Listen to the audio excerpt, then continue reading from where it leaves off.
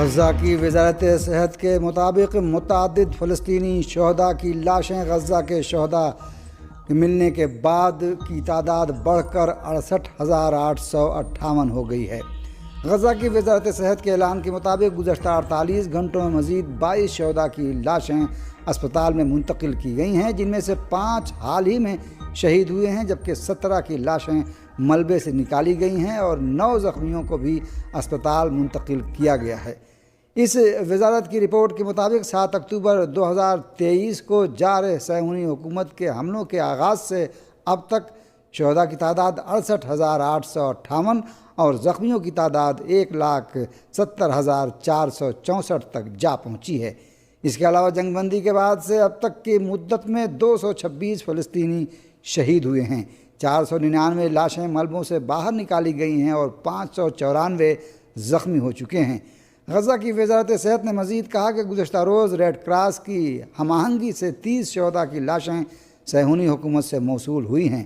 اس طرح قابض حکومت کی جانب سے موصول ہونے والے شہداء کی لاشوں کی تعداد 225 ہو گئی ہے۔ تحریک حماس کے سینئر رہنما محمود مرداوی نے کہا ہے کہ صہیونی حکومت کی داخلی سلامتی کے انتہا پسند وزیر اتمار بن گویر کا قیدیوں کی ویڈیو جاری کرنے کا اقدام فلسطینی قیدیوں کے خلاف اس کے جارحانہ اقدامات کا تسلسل ہے۔ دوسری جانب غزہ میں فلسطینی انتظامیہ کے میڈیا سیل نے اعلان کیا ہے کہ غزہ میں 20,000 ایسے بم موجود ہیں جو پھٹے نہیں ہیں۔ ہندوستانی ریاست آندھرا پردیش کے ایک مندر میں بھگدڑ کے دوران کم از کم 10 افراد ہلاک ہو گئے۔ حکام کا کہنا ہے کہ بھگدڑ کا واقعہ صبح تقریباً 11:30 بجے وینکٹیشور میں پیش آیا۔ خدشہ ظاہر کیا جا رہا ہے کہ ہلاکتوں کی تعداد میں اضافہ ہو سکتا ہے۔ مرنے والوں میں زیادہ تر خواتین اور بچے شامل ہیں۔ میڈیا رپورٹ کے مطابق مندر کا احاطہ جہاں عقیدت مند جمع تھے تاحال زیر تعمیر ہے، جبکہ داخلے اور اخراج کا راستہ ایک ہی ہونے کے باعث صورتحال سنگین ہو گئی۔ اسٹیل کی ریلنگ گرنے سے بھگدڑ مزید بڑھی۔ اور آخر میں یہ خبر کہ اقوام متحدہ کے ہائی کمشنر برائے انسانی حقوق نے کہا ہے کہ کارائیب علاقے میں امریکہ کے شدید و تباہ کن حملے بین الاقوامی قوانین کی کھلی خلاف ورزی ہیں۔ انسانی حقوق سے متعلق اقوام متحدہ کے ہائی کمشنر والکر نے بحر الکاہل اور دریائے کارائیب میں امریکہ کے فوجی اقدامات پر سخت رد عمل ظاہر کیا ہے۔ اقوام متحدہ کے ہائی کمشنر برائے انسانی حقوق نے بحر الکاہل اور دریائے کارائیب میں امریکی حملوں کے نتیجے میں 60 سے زیادہ افراد کی ہلاکت کی جانب اشارہ کرتے ہوئے ان اقدامات کو ناقابل قبول اور بین الاقوامی انسانی حقوق کے اصولوں کے منافی قرار دیا ہے۔ اقوام متحدہ کے ہائی کمشنر برائے انسانی حقوق والکر نے ان ماورائے عدالت قتل عام کو فوراً روکنے کا مطالبہ کیا ہے۔ رپورٹوں کے مطابق بحری بوٹوں پر امریکہ کی مسلح فورسز کے حملوں میں 60 سے زیادہ افراد ہلاک ہو چکے ہیں۔ اقوام متحدہ کے ہائی کمشنر برائے انسانی حقوق نے تاکید کے ساتھ کہا ہے کہ تشدد کی یہ سطح اور اس سے ہونے والے جانی نقصانات کسی بھی طرح قابل قبول نہیں ہیں۔ والکر نے واشنگٹن سے ان حملوں کو فوراً روکنے اور بوٹوں پر موجود افراد کا ماورائے عدالت قتل عام روکنے کے لیے ضروری تدابیر اختیار کرنے کا مطالبہ کیا ہے۔ قابل ذکر ہے کہ دریائے کارائب میں یہ بحران واشنگٹن اور کاراکاس کے درمیان کشیدگی بڑھنے کے باعث پیدا ہوا ہے۔ وینزویلا کے صدر نیکولس مادورو نے علاقے میں امریکی فوجیوں کی تعیناتی کو حالیہ صدی کی سب سے بڑی دھمکی قرار دیا ہے اور امریکہ کے زمینی حملے کا امکان بھی ظاہر کیا ہے۔ پاکستان کے وفاقی وزیر تجارت اور اسلام آباد میں تعینات ایرانی سفیر کے درمیان ملاقات میں پاکستان اور ایران کے درمیان دو طرفہ تجارت اور اقتصادی تعاون کو مزید مضبوط بنانے کے اقدامات پر تبادلہ خیال کیا گیا۔ ایران کے سفیر رضا امیری مقدم نے دو طرفہ تجارت میں ہونے والی پیش رفت کا ذکر کرتے ہوئے بتایا کہ ایران نے پاکستان سے 4 لاکھ ٹن چاول کی درآمد مکمل کر لی ہے، جبکہ اب وہ مویشیوں کی خوراک اور مکئی کی خریداری کے لیے تیار ہے۔ دونوں رہنماؤں نے برادرانہ تعلقات اور مشترکہ ثقافتی اور تاریخی رشتوں پر اطمینان کا اظہار کرتے ہوئے اس عزم کا اعادہ کیا کہ 2028 تک دو طرفہ تجارت کا حجم 10 ارب امریکی ڈالر سالانہ تک پہنچ جائے گا۔ اس ملاقات میں وفاقی وزیر تجارت جام کمال خان نے ایرانی سفیر کو پاکستان و ایران مشترکہ اقتصادی کمیشن کے 22ویں اجلاس کے کامیاب انعقاد پر مبارکباد دی اور ایرانی کمپنیوں اور سرکاری اداروں کو فوڈ ایگ نمائش میں شرکت کی دعوت دی، جو 25 سے 27 نومبر 2025 تک کراچی ایکسپو سینٹر میں منعقد ہوگی۔ انہوں نے کہا کہ یہ نمائش دونوں ممالک کے کاروباری طبقے کے لیے زرعی و غذائی شعبے میں سرمایہ کاری اور شراکت داری کے نئے مواقع فراہم کرے گی۔ ملاقات میں فریقین نے دو طرفہ تجارت، سرمایہ کاری اور اقتصادی تعلقات کو مزید فروغ دینے کے عزم کا اعادہ کیا۔ پاکستان میں طورخم بارڈر کراسنگ پاکستان میں مقیم غیر قانونی افغان شہریوں کی وطن واپسی کے لیے کھول دی گئی۔ ضلع خیبر کے ڈپٹی کمشنر بلال شاہد کے مطابق طورخم سرحدی گزرگاہ کو ملک میں غیر قانونی رہائش پذیر افغان شہریوں کو بے دخل کرنے کے لیے کھول دی گئی ہے۔ سینکڑوں افغان پناہ گزین اپنے وطن جانے کے لیے طورخم سرحد پر پہنچ گئے ہیں، تاہم طورخم سرحد پر تجارت اور پیدل آمد و رفت بدستور بند رہے گی۔ واضح رہے کہ گزشتہ ماہ پاکستان اور افغانستان کے درمیان کشیدگی کے باعث 11 اکتوبر کو طورخم سرحد کو بند کر دیا گیا تھا۔ ادھر UNHCR کے ترجمان کے مطابق 8 اکتوبر تک 6,15,000 غیر قانونی افغان شہریوں کو طورخم کے راستے ملک بدر کیا جا چکا ہے۔ ہندوستان کے اپوزیشن جماعت کانگریس کے صدر نے RSS پر پابندی عائد کرنے کا مطالبہ کرتے ہوئے ملک میں تمام نظم و نسق کے مسائل کا ذمہ دار RSS کو ٹھہرایا ہے۔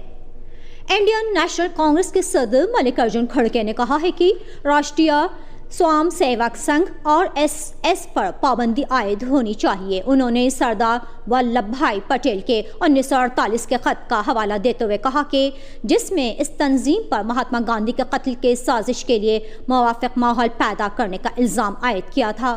انڈین نیشنل کانگریس کے صدر نے زور دے کر کہا کہ اگر وزیر اعظم واقعی سردار پٹیل کے نظریات کا احترام کرتے ہیں تو ان پر عمل کریں۔ انہوں نے دعویٰ کیا کہ ملک میں ہونے والی تمام خرابیوں اور یہاں کے تمام آئین و قانون کے مسائل BJP اور RSS کی وجہ سے ہیں۔ واضح ہے کہ گاندھی کے قتل کے بعد 1948 میں RSS پر پابندی عائد کی گئی تھی، جبکہ 1949 میں RSS سے یہ پابندی اس وقت اٹھا لی گئی جب RSS نے تنظیمی سطح پر ایک تحریری ضوابط اپنانے اور اپنے دائرۂ عمل کو ثقافتی سرگرمیوں تک محدود کرنے پر رضامندی ظاہر کی۔ ادھر International Committee of Red Cross کے سربراہ نے کہا کہ سوڈان میں شہریوں کو وحشیانہ حملوں اور ضروری خدمات کی تباہی کا سامنا ہے۔ غاصب صہیونی حکومت کے فوجیوں نے آج پھر شمالی اور جنوبی غزہ میں فضائی حملے کر کے مزید 3 فلسطینیوں کو شہید کر دیا۔ صہیونی فوجی مشقی غزہ میں رہائشی عمارتوں کو مسمار اور تباہ کرنے کا سلسلہ جاری رکھے ہوئے ہیں اور علاقے کے آسمان پر ڈرون کی مسلسل پروازیں علاقے میں بڑھتی ہوئی سیکیورٹی کشیدگی کی نشاندہی کرتی ہیں۔ جنگ بندی کے باوجود اسرائیلی حملے جاری ہیں اور تازہ کارروائیوں میں مزید 3 فلسطینی شہید ہو گئے ہیں۔ یہ ایسے میں ہے کہ مقامی باشندے پناہ گاہوں کی جانب چلے گئے ہیں اور عینی شاہدین نے رہائشی علاقوں میں خوفناک دھماکوں کی آوازیں سنائی دینے اور گاڑھا دھواں اٹھنے کی اطلاع دی ہے۔ واضح رہے کہ صہیونی حکومت کے اس طرح کے جارحانہ اقدامات سے انسانی بحران میں اضافہ ہو سکتا ہے جو مزید جانی نقصان کا باعث بن سکتے ہیں۔ کہا جا رہا ہے کہ یہ حملے صہیونی حکومت نے ریڈ کراس کی بین الاقوامی کمیٹی کے ذریعے 3 نامعلوم لاشیں ملنے کے بعد کیے۔ پاکستان اور قطر نے تعلیمی تعاون اور سیکھنے کے جدید طریقوں کو فروغ دینے پر اتفاق کیا ہے۔ یہ فیصلہ وفاقی تعلیم اور پیشہ ورانہ تربیت کی وزیر مملکت وجیہہ قمر اور قطر کی وزیر تعلیم لولوا بنت راشد الخاطر کے درمیان ازبکستان کے شہر سمرقند میں یونیسکو کے 43ویں اجلاس کے موقع پر ہونے والی ملاقات میں ہوا۔ فریقین نے ڈیجیٹل تعلیم کو فروغ دینے اور مشترکہ تحقیق، تربیت اور ایکسچینج پروگراموں میں تعاون بڑھانے کے لیے اقدامات پر تبادلہ خیال کیا۔ وجیہہ قمر نے ٹیکنالوجی اور مہارتوں پر مبنی جامع تعلیم کے فروغ میں شراکت داری میں تیزی لانے کے لیے پاکستان کے عزم کا اعادہ کیا۔ لولوا بنت راشد الخاطر نے باہمی دلچسپی کے شعبوں میں تعاون بڑھانے کے لیے رضامندی ظاہر کی۔ 4 روزہ پاکستان انٹرنیشنل میری ٹائم ایکسپو کانفرنس کل کراچی میں شروع ہوگی۔ کرٹن ریزر تقریب میں ذرائع ابلاغ کو بریفنگ دیتے ہوئے کمانڈر کراچی وائس ایڈمرل محمد فیصل عباسی نے کہا کہ یہ تقریب پاکستان کے بلو اکانومی روڈ میپ کو آگے بڑھانے میں اہم کردار ادا کرتی ہے۔ انہوں نے کہا کہ دنیا بھر سے 178 نمائش کنندگان، جن میں 28 بین الاقوامی کمپنیاں اور 150 مقامی تنظیمیں شامل ہیں، اس نمائش میں حصہ لیں گی۔ آسٹریا کی فضائی کمپنی آسٹرین ایئر لائنز 5 ماہ کی معطلی کے بعد ایران کے دارالحکومت تہران کے لیے آج سے دوبارہ پروازیں شروع کرے گی، جو کہ ایران اسرائیل جنگ کے باعث معطل ہو گئی تھیں۔ ادھر جرمن فضائی کمپنی لفتھانزا نے بھی کہا ہے کہ وہ دسمبر میں تہران کے لیے دوبارہ پروازیں شروع کرنے کا ارادہ رکھتی ہے۔ رات لاہور میں پاکستان نے جنوبی افریقہ کو 4 وکٹوں سے ہرا کر 3 میچوں کی T20 سیریز جیت لی۔ جنوبی افریقہ نے پہلے بیٹنگ کرتے ہوئے مقررہ 20 اوورز میں 9 وکٹوں کے نقصان پر 139 رنز بنائے۔ پاکستان نے مطلوبہ ہدف 19 اوورز میں 6 وکٹوں کے نقصان پر حاصل کر لیا۔ بابر اعظم نے 68 رنز بنائے اور انہیں مین آف دی میچ قرار دیا گیا۔